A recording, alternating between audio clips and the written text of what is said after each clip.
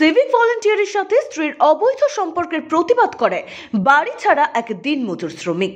মালদার গাজল থানার গোসানিবাগ এলাকার বাসিন্দা দীপক মণ্ডল নামে ওই দিনমজুরের অভিযোগ, কয়েক মাস হলো দীপক মণ্ডল প্রতিবেশী এক সিভিক ভলেন্টিয়ারের সাথে তার স্ত্রীর অবৈধ সম্পর্কের কথা জানতে পারেন। ঘটনার প্রতিবাদ করায় তার স্ত্রী বাপের বাড়ি চলে যায়। এরপর থেকে ওই সিভিক ভলেন্টিয়ার দীপক মণ্ডলকে প্রাণনাশের হুমকি দিচ্ছে বলে অভিযোগ। এমনকি ওই সিভিক ভলেন্টিয়ার দলবল নিয়ে তার বাড়িতে এসে তাকে মারধর করে বলেও অভিযোগ। তার পাশাপাশি পুকুরে বিষ দিয়ে মাছ মেরে ফেলার অভিযোগ ওঠে। এই ঘটনার পরিপ্রেক্ষিতে গাজল থানায় লিখিত অভিযোগ দায়ের করা হয়, কিন্তু এরপরও পুলিশ কোনো ব্যবস্থা গ্রহণ না করায় এদিন মালদা জেলা আদালতের দ্বারস্থ হন দীপক মণ্ডল নামে ওই দিনমজুর শ্রমিক।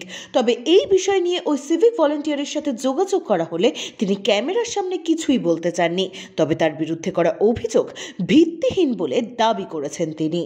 আমার অভিযোগ, আমি দিনমজুরির কাজ করি মিশন রোডে আম্বুজা ফ্যাক্টরিতে। আমি রাত্রি 8টা-9টা বাজে আমার ফ্যাক্টরি থেকে কাজ থেকে যেতে বাড়িতে গিয়ে দেখি যে অবৈধ সম্পর্ক একটা সিভিক ভলেন্টিয়ারের সঙ্গে আমার বোর্ড, সেটার প্রতিবাদে আমি আমার শ্বশুরকে জানাই, আমার সিভিক ভলেন্টিয়ারকে জানাই। সিভিক ভলেন্টিয়ার আমাকে ধরে মারধর করে। সেই জন্য আমি গাজল থানায় দ্বারস্থ হয়ে কমপ্লেন করি যে এরকম ব্যাপার সিভিক ভলেন্টিয়ারের বিরুদ্ধে। তো গাজল থানার অফিসার আমার প্রথমে রিসিভ কপি দেয়নি, পরে করে ফেরত দ্বিতীয়বার গিয়ে রিসিভ কপি দেয় আমাকে।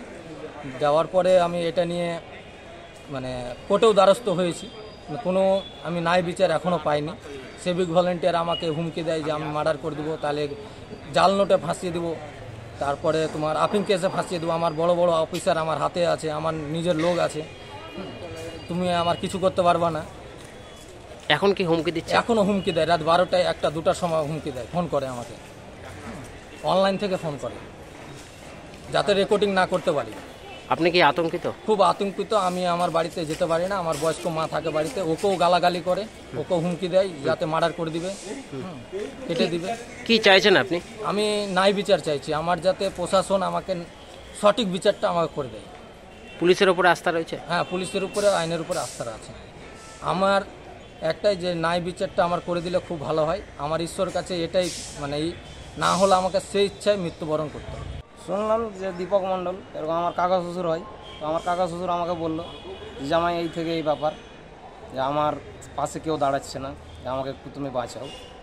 প্রশাসনকে আমি এরকম কমপ্লেন করছি, প্রশাসন চেষ্টা করছে, কিন্তু ও আবার কত বলে, ওর বলে নেতা আছে না কি আছে, বড় বড়। কি শুনেছিলেন আপনি? আমি শুনলাম যে আমার কাকিমার না, আমার কাকি শাশুড়ির এরকম অবৈধ সম্পর্ক। কার সাথে? সিভিক ভলেন্টিয়ারের সাথে।